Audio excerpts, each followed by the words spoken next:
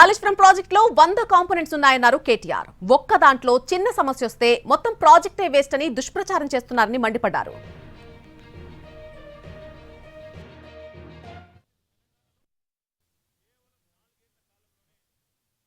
కాళేశ్వరం అంటే ఆషామాషి ప్రాజెక్ట్ కాదు, ఒక భగీరథ ప్రయత్నం. 3 గార్జెస్ అనే డ్యామ్ చైనాలో 16 ఏళ్లు కట్టారు.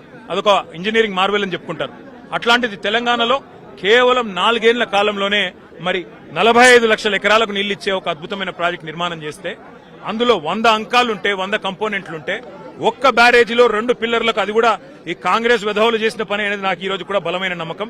వీళ్ళే ఏదో అరాచకం చేసింటారు, ఏదో దుర్మార్గమైన పని చేసి దాన్ని కూడా డ్యామేజ్ చేస్తుంటారు అనేది నా నమ్మకం.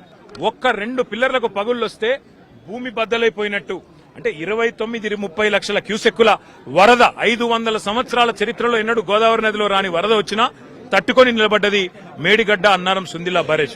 మరి ఇవాళ భూకంపం 7+ భూకంపం వచ్చినా అక్కడ తట్టుకొని నిలబడ్డది మేడిగడ్డ.